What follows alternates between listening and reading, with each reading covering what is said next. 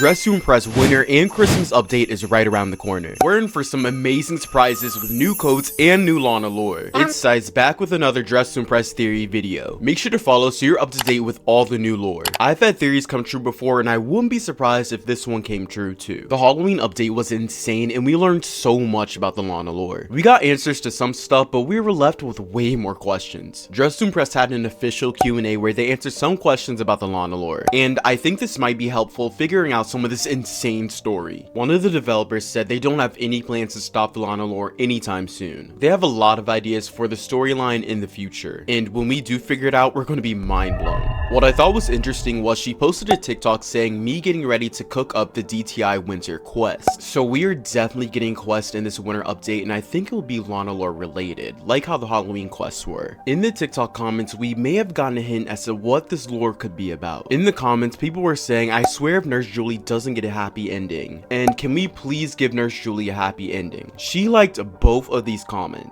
She also liked a comment that said, what if Agamemnon turns out to be the Grinch? From these, I have a theory as to what will happen in the Lana lore for the Christmas winter update. So the last time we saw Lana, we finally freed her from the cage after she'd been trapped for so long in the basement of Dress to Impress. However, Agamemnon is still lurking in the shadows waiting for his moment. Now, Lana may be free, but let's not forget originally in her diary, she expressed her hatred for the Dress to Impress players. Lana said, nobody respects me or knows my name. They just call me the nail lady when I'm so much more than that. My name is Lana, but nobody calls me that and I hate it here. I will backfire on all the people who take advantage of my free nail services and get my revenge when they don't expect it. I will set fire to this terrible nail studio. So while we may have freed Lana, I think she still may be triggered from what happened before. The first thing she said when we freed her from the cage was, free Medi Petties on me. The fact that this was the first thing that comes out of her mouth is crazy. She still thinks that's all we see her as. That's all she means to us is some nail lady. I think this grudge is going to cause her to remember why she left Dress to Impress to begin with. We learned Agamemnon has the ability to change people. First, starting with their mood, as we learned with Nurse Julie. It's the first day of my internship here at the hospital!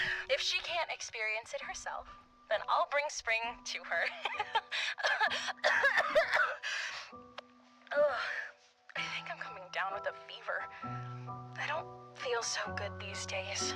My mind feels hazy some days, and I'm starting to hallucinate that someone's watching me while I sleep. Lana told me I should quit. She must be jealous of me. I don't believe her when she says she cares about me. What if Agamemnon is the reason Lana was so triggered by us, leading her to want to burn down the nail salon? Yeah, people may have called her the nail lady, but is that any reason to want to burn down the nail salon that you work at? I wouldn't be surprised if Agamemnon influenced Lana to think like this, just like he did with Nurse Julie. And we know Agamemnon is still out there plotting his revenge. What if in this Christmas update, Agamemnon causes Lana to be so outraged that she decides we need to be punished? And what better way to do that than by stealing Christmas from us? Making her the Grinch. In the movie The Grinch, she steals everything from the Who's. What if this is exactly what Lana does? We got a sneak peek at what the lobby will look like. It was decorated with presents, gifts, and cheerful vibes. Maybe at the last second, when everyone thinks Lana's gone back to normal, she'll steal Christmas from us. One of the devs posted this picture of the lobby looking completely empty, as if someone stole the Christmas joy right out of it. What if this is right after Lana steals Christmas from everyone? We come to Dress to Impress ready to make our best outfits, only to see all the clothes and presents are gone, snatched right from under our unsuspecting noses. Maybe while Lana's stealing everything, we don't notice because we're out on a quest to make Lana's Christmas wish come true, reuniting her with Nurse Julie. In the Halloween Lana lore, we learned Nurse Julie and Lana became really close while Lana stayed at the hospital. They spent a lot of time together, and Nurse Julie even had a gigantic picture of her and Lana together.